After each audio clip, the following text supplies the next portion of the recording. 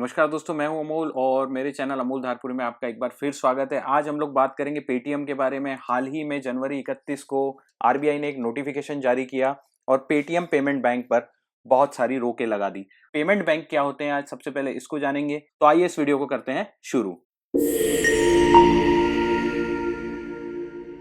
सबसे पहले देखते हैं कि आरबीआई ने आखिर कहा क्या। तो आरबीआई ने कहा कि पेमेंट बैंक जो है, पेटीएम का जो पेमेंट बैंक है, वो जो भी सर्विसेज ऑफर करता था, खासकर वॉलेट वाली सर्विस और अकाउंट वाली सर्विस, इन दोनों सर्विसेज को उसको अभी रोकना होगा और 29 फरवरी तक ये सर्विसेज चलेगी और 29 फरवरी के बाद ये सर्विसेज बंद हो जाएगी या उस पर रोक लग जाएगी। लेकिन सबसे इंपॉर्टेंट बात यह है कि अभी तक पेमेंट बैंक का लाइसेंस रद्द नहीं किया गया है। अब लेकिन सबसे पहले समझने वाली बात यह होगी कि पेमेंट बैंक आखिर होते क्या है। उसके पहले समझते हैं कि बैंकिंग लाइसेंस क्या होते हैं। देखिए, बैंकिंग लाइसेंस दो तरीके से होते हैं। एक होता है यूनिवर्सल बैंकिंग लाइसेंस, जो नॉर्मल हमारे जो नॉर्मल बैंक्स होते हैं, जैसे जो भी बैंक पकड़ लीजिए, नेशनलाइज बैंक पकड़ लीजिए, प्राइवेट बैंक पकड़ लीजिए, आईसीआईसीआई, एसबीआई वगैरह, ये सब चलते हैं यूनिवर्सल बैंक लाइसेंस के थ्रू। अब जो दूसरे वाले होते हैं वो होते हैं डिफरेंशिएटेड बैंक लाइसेंस। इसमें क्या डिफरेंस होता है ये हम आगे वाली स्लाइड्स में समझेंगे। लेकिन जो पेटीएम का पेमेंट बैंक है या बाकी जो पेमेंट बैंक है, वो इस कैटेगरी में आते हैं। और बैंकिंग लाइसेंस की प्रक्रिया है वो कैसे होती है, वो होती है सेक्शन 22 के तहत। अभी बैंकिंग लाइसेंस में मैं अगर बात कर रहा हूँ तो बैंकिंग लाइसेंस किसकी है, पेमेंट बैंक्स की।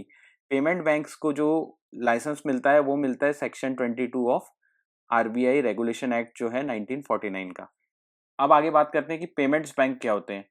देखिए, वो फाइनेंशियल इंक्लूजन को बढ़ावा देने के लिए बैंक के अतिरिक्त कुछ संस्थाओं को आरबीआई द्वारा परमिशन दी गई थी कि वो बैंकिंग से रिलेटेड कुछ सर्विसेज को दे सकते, जिसमें इंपॉर्टेंट सर्विस क्या थी, सेविंग बैंक अकाउंट को खोलना, पेमेंट की सर्विसेज को चालू रखना। अब ऐसा क्यों किया गया, तो इसको समझते हैं फाइनेंशियल इंक्लूजन कराने के लिए। देखिए, ये जो कॉन्सेप्ट टोटल था वो कॉन्सेप्ट किसका था, रघुराम राजन का। रघुराम राजन कौन है, तो मैं बता देता हूँ। ये पूर्व गवर्नर है आरबीआई के। अभी बीच में अपने स्टेटमेंट से काफी सुर्खियों में था और उनने एक स्टेटमेंट ये भी दिया था कि भारत की ग्रोथ डिक्लाइन पे जाएगी। वो बात अलग है, वो राहुल गांधी के साथ बैठे हुए थे उस समय, लेकिन उनका ये स्टेटमेंट था।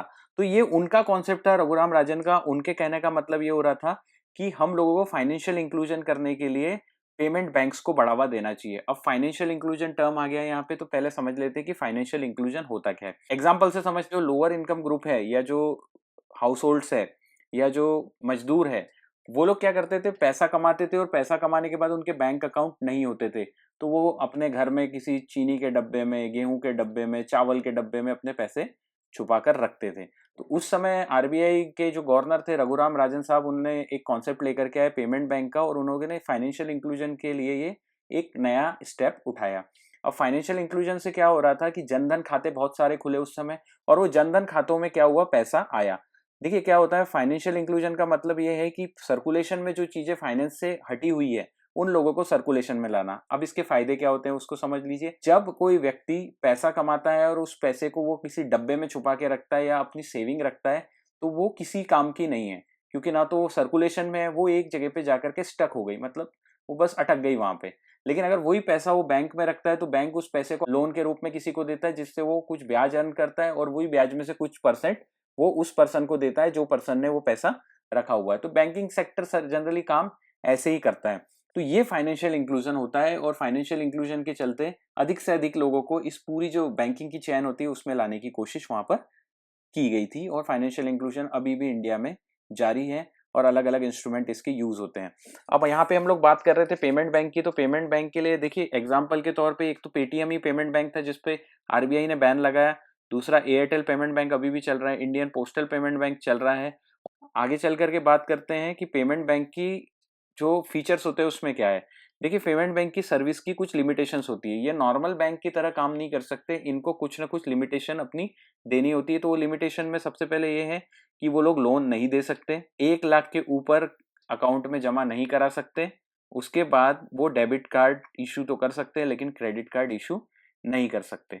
अब पेटीएम के कॉन्टेक्स्ट में जब बात करूंगा तो मैं सारे पॉइंटों को रिवाइज करूंगा कि ये पॉइंट में आखिर पेटीएम क्या कर रहा था जिसके कारण उसको बैन लगा। अब एडिशनल सर्विसेज में ये लोग क्या कर सकते हैं, फाइनेंशियल प्रोडक्ट, जैसे फाइनेंशियल प्रोडक्ट बहुत सारे होते हैं, जैसे म्यूचुअल फंड्स होते हैं, गोल्ड बॉन्ड्स होते हैं, वो ये लोग फाइनेंशियल प्रोडक्ट सेल कर सकते हैं। ये थे पेमेंट बैंक। अब पेमेंट बैंक में और एक चीज ये होती है जो भी पैसा जमा होता है उसका 75% आपको गवर्नमेंट को शॉर्ट टर्म सिक्योरिटीज के रूप में लेना पड़ता है या जमा कराना पड़ता है। गवर्नमेंट की शॉर्ट टर्म सिक्योरिटी के रूप में आपको वहां पर देना होता है, और केवल 25% ही कमर्शियल बैंक अपने पास डिपॉजिट करके उसको रख सकता है, जो उसके रेगुलर सर्कुलेशन में काम आता है। मतलब ये है कि अगर बैंक 100 रुपए उसके पास डिपॉजिट आ रहा है तो उसको 75 गवर्नमेंट को शॉर्ट टर्म सिक्योरिटीज के रूप में देना है, और बाकी 25% जो उसके पास बच रहा है उसको वो अपनी लिक्विडिटी मैनेजमेंट के लिए यूज कर सकता है। अब बात करते हैं पेटीएम पर आरबीआई ने एक्शन क्यों लिया। तो ये 3-4 पॉइंटर है कि पेटीएम पर 31 जनवरी को आरबीआई ने सीधे बोल दिया कि भाई इनको बंद कर रहा हूं मैं, अभी इनको होल्ड पे डाल रहा हूं। लेकिन एक चीज और है कि इसको लाइसेंस कैंसिल आरबीआई ने नहीं किया है। अब इशू क्या आ रहे थे वहां पे देख लेते हैं कि क्या क्यों आरबीआई ने ये पूरा का पूरा एक्शन लिया। सबसे पहला इशू था कंप्लायंस इशू। देखिए कंप्लायंस इशू में जो मेरे को समझ में आया वो बात ये थी कि आरबीआई की कुछ ना कुछ गाइडलाइन होती है, कुछ सिक्योरिटी गाइडलाइंस होती है। तो आरबीआई जो भी कंप्लायंस दे रहा था वो अगेन एंड अगेन पेटीएम को वार्निंग दे रहा था, लेकिन पेटीएम उस कंप्लायंस को नहीं कर पा रहा था। अब अगला है केवाईसी वायलेशन। तो आरबीआई ने 2021 में भी इनको वार्निंग जारी करी थी, 2022 में भी कुछ समय के लिए इन लोगों को नए कस्टमर लेने के लिए मना कर दिया था, और 2023 में पिछले साल 5 करोड़ 39 लाख, लगभग 5 सवा 5 करोड़ का इन पर फाइन भी किया था, क्योंकि ये आरबीआई के रूल्स नहीं मान रहे थे। देखिए इंडिया में सेंट्रल बैंक अथॉरिटी आरबीआई है जो सारे बैंकों को रेगुलेट करती है। तो अगर आप पेमेंट बैंक है जो आरबीआई के रेगुलेशन के अंडर में आ रहा है, तो आप अगर आरबीआई की गाइडलाइन नहीं मानोगे तो आरबीआई आप पे कार्रवाई करेगा, और हो सकता है आपका लाइसेंस भी रद्द हो जाए। और उम्मीद भी है अभी, जैसा एक्सपर्ट्स कह रहे हैं कि आगे चल के पेटीएम का लाइसेंस रद्द हो जाएगा। तो पेटीएम ने बहुत सारी गलतियां की। अब कॉन्फ्लिक्ट जो हो रहा था पेटीएम के प्रमोटर्स के साथ, वो भी एक सबसे बड़ी वजह थी। देखिए पेटीएम की जो पेरेंट कंपनी है वो है 197 कम्युनिकेशन।